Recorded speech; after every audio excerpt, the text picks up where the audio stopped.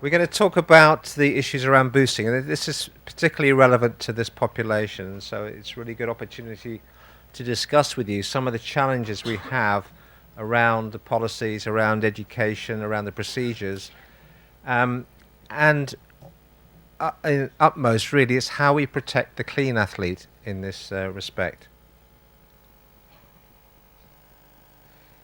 Autonomic dysreflexia is this phenomenon which is unique to athletes with spinal cord injury at the level of T6 or above, and so it is something that only occurs in Paralympic sport. It does not occur in able-bodied sport.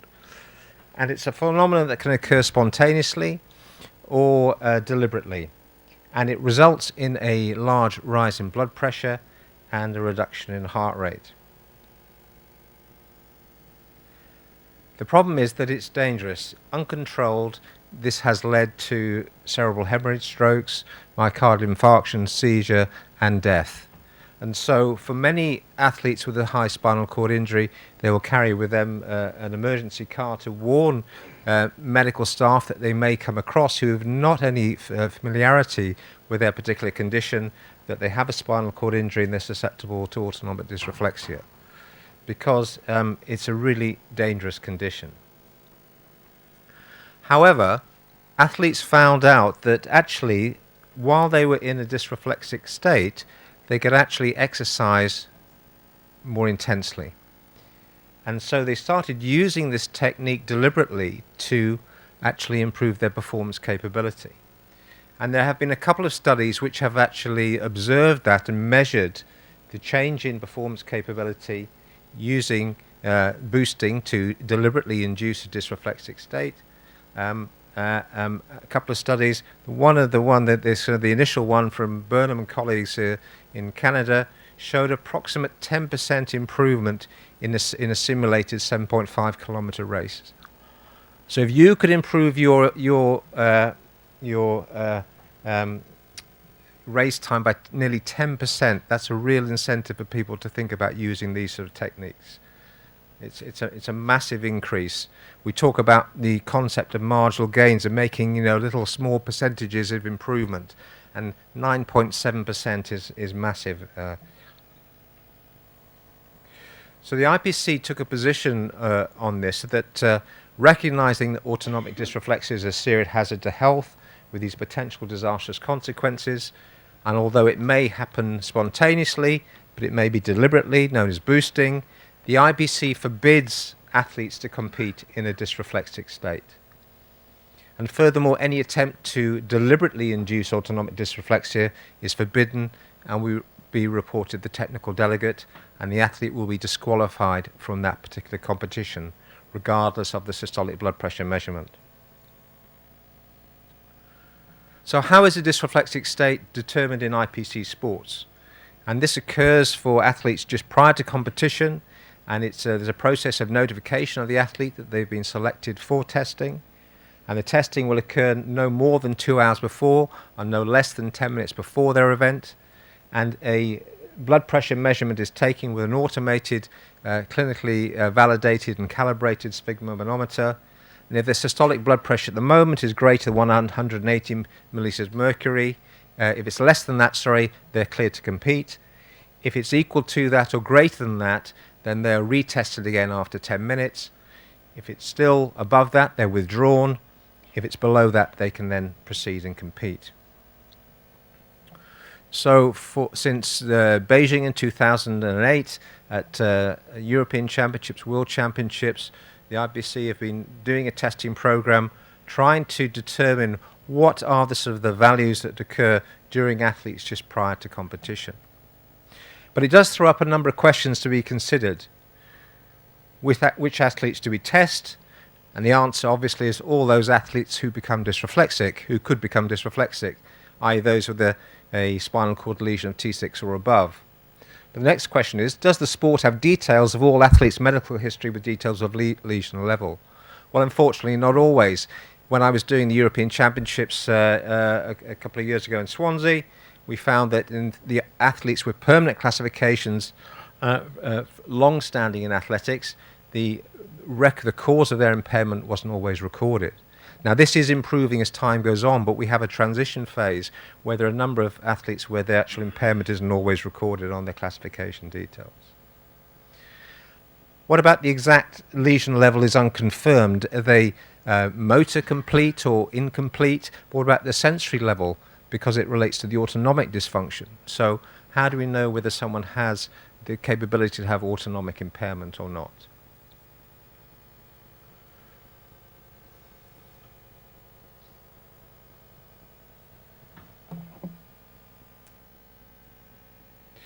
Which sports to test? Okay, well, theoretically, those sports with athletes who could become dysreflexic, and that's a whole host of sports where athletes with a spinal cord injury could be participating.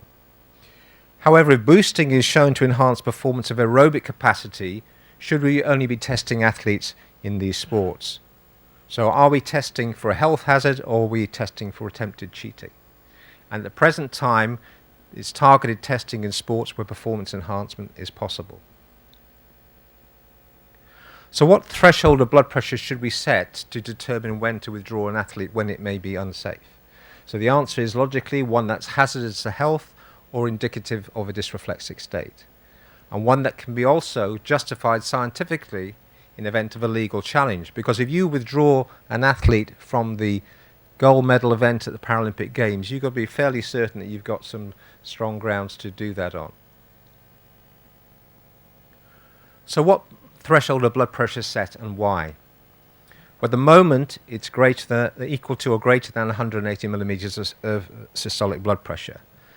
Now, when this level was introduced, this threshold was introduced, we need to be able to reflect on some other authorities' guidelines about when you would not exercise. And the ACSM, American College of Sports Medicine, guidelines on exercise testing suggest that you should not exercise someone if they had a blood pressure equal to or that level. But we didn't know whether that was relevant to this particular population because we did not have the data. So did that threshold represent appropriate levels for athletes with spinal cord injury in the warm-up and pre-race situation?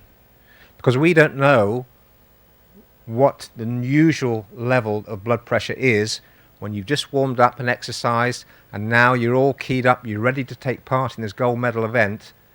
Is that the same as if you go into your doctor and sit down in a calm situation and he measures your blood pressure? And that data wasn't available. So that led to the IPC monitoring program. And since 2008, there have been 135 athletes who've been tested. Majority of those have been in athletics. None of these athletes have declared pre-existing high blood pressure. So it is a duty of the NPC physician to declare in advance any athlete who has hypertension so that we can take that into consideration. And if you're not doing that, there's something you need to do.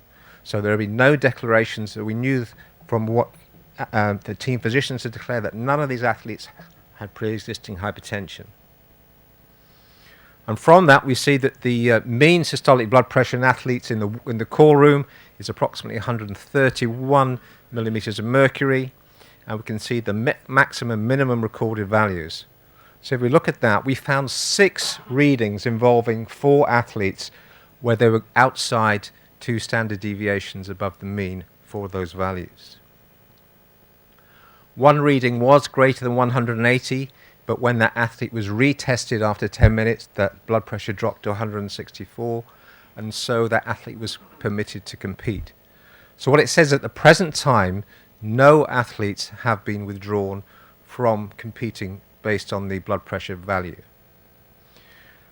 So we start to plot that out and look at the data for the athletes. What we see is this trend here, but there appears to be this little deflection point here, which raises the suspicion that there are a small number of athletes who are utilizing the technique of boosting or becoming dysreflexic, which is raising their blood pressure above a normal level.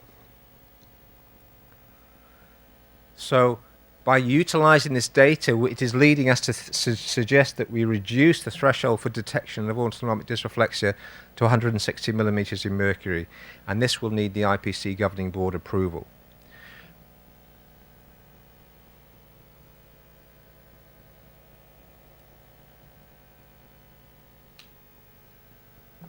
We also take very seriously the comments that coaches and other people say to us.